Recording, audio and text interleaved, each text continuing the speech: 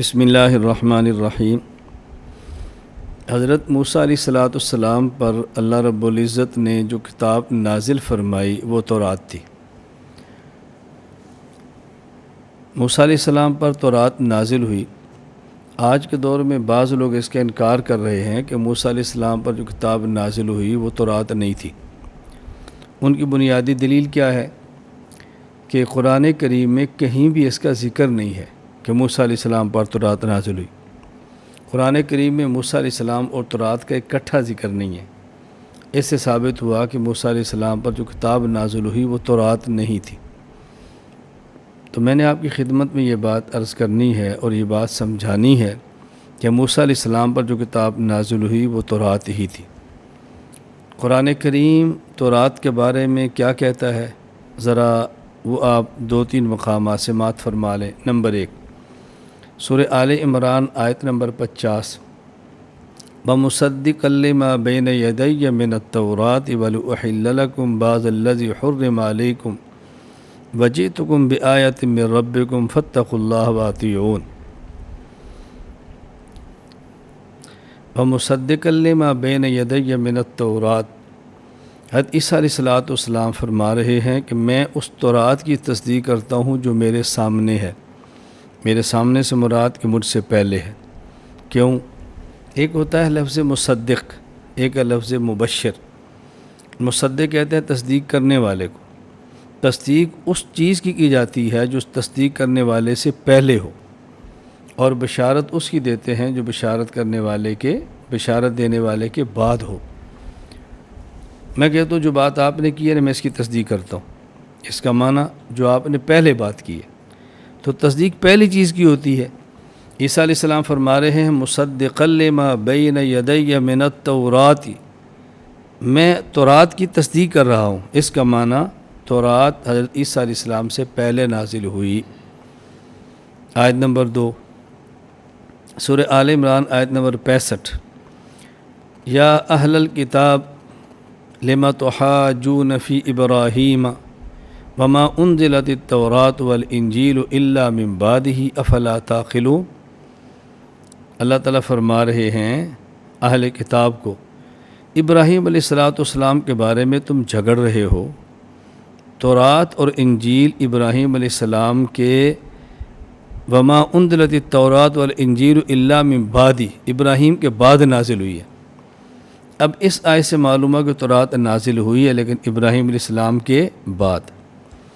آل عمران آیت نمبر 50 سے پتہ چلا کہ تورات نازل ہوئی عیسیٰ علیہ السلام سے پہلے۔ آیت نمبر 65 سے پتہ چلا کہ تورات نازل ہوئی ہے ابراہیم علیہ السلام کے بعد۔ سورہ آل عمران آیت نمبر 93، کل طعام کان حلا لبنی اسرائیل، کہ جتنے بھی کھانے تھے یہ بنی اسرائیل پر حلال تھے، جتنے بھی کھانے تھے بنی اسرائیل پر حلال تھے، سوائے اس کھانے کو جو اسرائیل عبداللہ حضرت یعقوب علیہ السلام نے اپنے اوپر خود حرام فرمایا تھا کہ میں یہ نہیں کھاؤں گا۔ کب؟ من قبل ان تنزل التوراۃ، تورات کے نازل ہونے سے پہلے۔ تو حضرت عیسیٰ علیہ السلام سے پہلے نازل ہوئی، حضرت ابراہیم علیہ السلام کے بعد نازل ہوئی۔ سورۃ السجدہ آیت نمبر 23 اور 24، وَلَقَدْ آتَيْنَا مُوسَى الْكِتَابَ فَلَا تَكُنْ فِي مِرْيَةٍ مِّن لِّقَائِهِ وَجَعَلْنَاهُ هُدًى لِّبَنِي إِسْرَائِيلَ وَجَعَلْنَا مِنْهُمْ أَئِمَّةً يَهْدُونَ بِأَمْرِنَا لَمَّا صَبَرُوا وَكَانُوا بِآيَاتِنَا يُوقِنُونَ۔ اب اس آیت سے ثابت ہوا کہ اللہ تعالیٰ نے موسیٰ علیہ السلام کو کتاب دی تھی، اور یہاں اس کتاب کا نام نہیں بتایا کہ وہ کتاب کیا تھی۔ اب وہ کتاب کیا تھی، ہم نے اس کو دیکھنا ہے کہ وہ کتاب کون سی تھی۔ پہلی بات، کیا یہ بات صرف قرآن کریم سے معلوم ہوگی؟ اور اگر یہ بات حضور اکرم صلی اللہ علیہ وسلم فرمائیں اور قرآن کریم میں نہ ہو تو کہ ہم اس کو نہیں مانیں گے؟ یہ بنیادی فلسفہ اور بنیادی بات ہی غلط ہے۔ اللہ رب العزت چاہیں تو کوئی بات وہی مطلوب، یعنی وہ وہی جو نماز میں تلاوت کی جاتی ہے قرآن کریم، اس کے لیے بتائیں، اور چاہیں تو وہی غیر مطلوب، وہ وہی جو قرآن کریم میں تلاوت نہیں کی جاتی لیکن ہوتی وہی ہے حدیث پاک، اس کے ذریعے بیان فرمائیں۔ ہم پابند تو نہیں کر سکتے کہ آپ قرآن میں بیان فرمائیں گے تو مانیں گے اور قرآن میں بیان نہیں فرمائیں گے تو نہیں مانیں گے۔ اللہ رب العزت فرماتے ہیں وما ينطق عن الهوى ان هو الا وحی یوحى، میرا محمد جو بھی بات کہتا ہے وہ وحی کے ذریعے کہتا ہے، وحی کے ذریعے۔ اس لیے رسول اللہ صلی اللہ علیہ وسلم کی ہر بات وحی ہے، قرآن کریم ہو یا حدیث مبارک ہو۔ اگر ہم یہ اصول لے کر چل پڑیں گے کہ قرآن میں ہے تو مانیں گے، نہیں ہے تو نہیں مانیں گے، کل کو کوئی شخص کہے گا کہ نمازیں 5 فرض ہیں، یہ 5 کا لفظ قرآن میں دکھاؤ ورنہ ہم نہیں مانتے۔ کل کو کوئی شخص کہے گا جی فجر کی 4 رکھتے ہیں، قرآن میں دکھاؤ ورنہ ہم نہیں مانتے۔ تو اس طرح تو ہر چیز کا انکار ہوتا چلے گا۔ بھائی رسول اکرم صلی اللہ علیہ وسلم کے والد کا نام کیا ہے؟ عبداللہ، قرآن سے دکھاؤ ورنہ ہم نہیں مانیں گے۔ اس طرح تو کتنی چیزوں کا انکار ہو جائے گا۔ اس لیے یہ دیکھنا ہے کہ جس دلیل سے ثابت ہے اس دلیل کی نوعیت کیا ہے، قرآن کریم ہو یا حدیث پاک ہو۔ احادیث کی تشریح قرآن کریم کرتی، قرآن کریم کی تشریح احادیث کرتی ہیں۔ اصل علم وہ قرآن کریم ہے اور حدیث پاک اسی علم کی تشریح ہے، اور یہ تشریح وہ ہے جو رسول اللہ صلی اللہ علیہ وسلم نے خود فرمائی ہے۔ یعنی آپ پیغمبر پر اترنے والا قرآن تو مانیں کہ حضور فرما رہے ہیں، اور اسی قرآن کی تشریح حضور فرمائیں اور آپ نہ مانیں کہ جی میں نہیں مانتا، یہ کیسے ہو سکتا ہے؟ رسول اکرم صلی اللہ علیہ وسلم کا تو مستقل ایک منصب ہے، لتبینہ، آپ بیان فرمائیں، آپ واضح فرمائیں، آپ کھول دیں اس کو جو آپ کے اوپر نازل ہوا ہے۔ اس لیے جس طرح قرآن کریم کو ماننا ضروری ہے، احادیث کو ماننا بھی ضروری ہے، اور قرآن کریم کی تشریح احادیث میں موجود ہے۔ اس لیے میں چند ایک احادیث آپ کی خدمت میں پیش کرتا ہوں۔ حدیث نمبر 1، یہ صحیح بخاری میں ایک لمبی روایت ہے انس رضی اللہ تعالیٰ عنہ سے کہ قیامت کے دن جب اللہ تعالیٰ ایمان والوں کو جمع فرمائیں گے تو اس وقت ایمان والے کہیں گے کہ ہماری سفارش کو کر دے، حساب شروع ہو جائے، اس جگہ سے نکلیں اور جنت میں داخل ہو جائیں۔ تو یہ لوگ پہلے حضرت آدم علیہ السلام کے پاس جائیں گے، آدم علیہ السلام سے کہیں گے آپ ہماری سفارش کریں، اللہ نے اپنے دست قدرت سے پیدا فرمایا ہے، مسعود ملائک بنایا ہے۔ آدم علیہ السلام فرمائیں گے لست ہناک، میرا یہ منصب نہیں ہے، میں سب کی سفارش نہیں کر سکتا، تم حضرت نوح علیہ السلام کے پاس جاؤ۔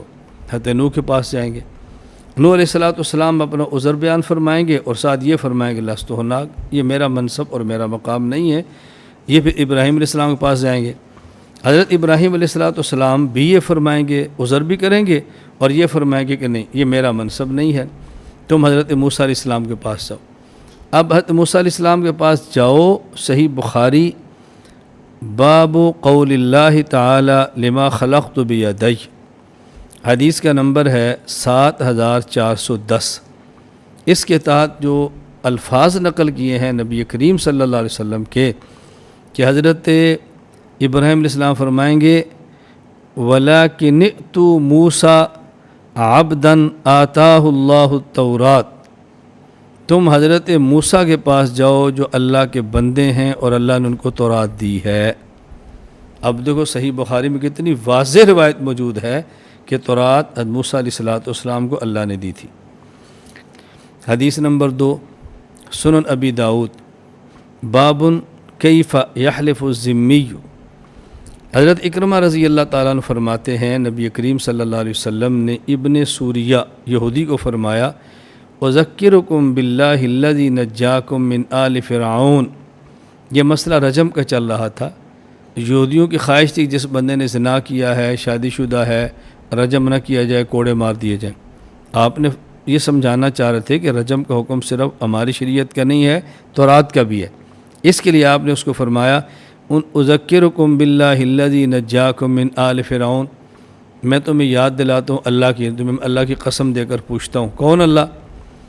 جس نے تمہیں آل فرعون سے بچایا، وَأَخْطَاكُمُ الْبَحْرَ، تمہیں دریا اور سمندر سے نکالا، کراس کا تمہاری سمندر کے ٹکڑے کر دیے، تمہیں نکال دیا، وَظَلَّلَ عَلَيْكُمُ الْغَمَامُ، تم پر بادل کا سایہ کیا، وَأَنزَلَ عَلَيْكُمُ الْمَنَّ وَالسَّلْوَىٰ، من سلوہ تم پہ نازل فرمایا، وَأَنزَلَ عَلَيْكُمُ التَّوْرَاةَ عَلَىٰ مُوسَىٰ، اور تم پر تورات یعنی موسیٰ علیہ السلام پر تورات نازل کی۔ یا کتنی صراحت ہے التوراۃ علی موسیٰ کہ تورات موسیٰ علیہ السلام پر نازل ہوئی۔ حدیث نمبر 3 سنن ابی داؤد باب فی رجم الیہودیین۔ براء بن عازب رضی اللہ تعالیٰ عنہ فرماتے ہیں نبی کریم صلی اللہ علیہ وسلم کے یہودی پر گزر ہوا جہاں یہودی اس کو کوڑے مارنا چاہتے، کوڑے مار رہے تھے، رجم نہ کریں، کوڑے ماریں۔ اس پر آپ نے ان کو بلایا اور فرمایا ہاکذا تجدون حد الزانی، کیا زانی کی حد یہی ہے جو تم اس کو لگا رہے ہو، یعنی کیا تورات میں یہ ہے؟ اور ان کا نام یہی ہے۔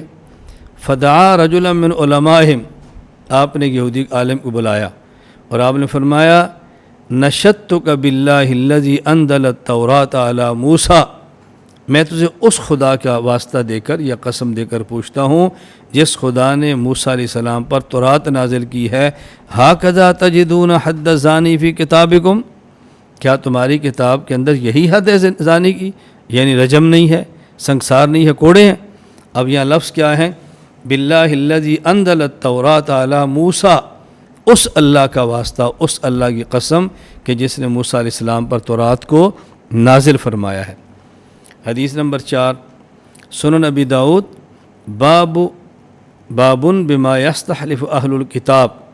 براء بن عازب رضی اللہ تعالیٰ عنہ فرماتے ہیں ان رسول اللہ صلی اللہ علیہ وسلم دعا رجلا من علماء الیہود، رسول اکرم صلی اللہ علیہ وسلم نے ایک یہودی عالم کو بلایا اور فرمایا انشدک بالذی انزل التوراۃ علی موسیٰ، میں اس خدا کی تمہیں قسم دیتا ہوں کہ جس نے موسیٰ علیہ السلام پر تورات کو نازل کیا ہے۔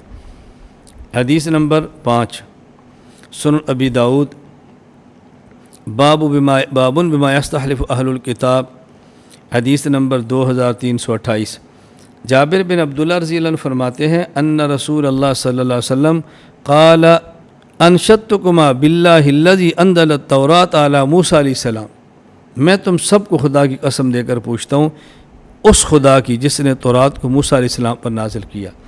میں نے آپ کی خدمت میں 5 احادیث پیش کی ہیں کہ جس سے ثابت ہے کہ موسیٰ علیہ السلام پر اللہ نے تورات کو نازل فرمایا تھا۔ اور احادیث کے بعد حضرت عبداللہ بن عباس رضی اللہ تعالیٰ عنہما جو صحابہ کرام میں مفسر ہیں، عبداللہ بن مسعود رضی اللہ عنہ فرماتے ہیں کہ عبداللہ بن عباس قرآن کریم کے ترجمان ہیں اور جن کو اللہ کے نبی نے دعا دی تھی اللہم فقہہ فی الدین وعلمہ التاویل، یا اللہ ان کو تفسیر کا علم عطا فرما۔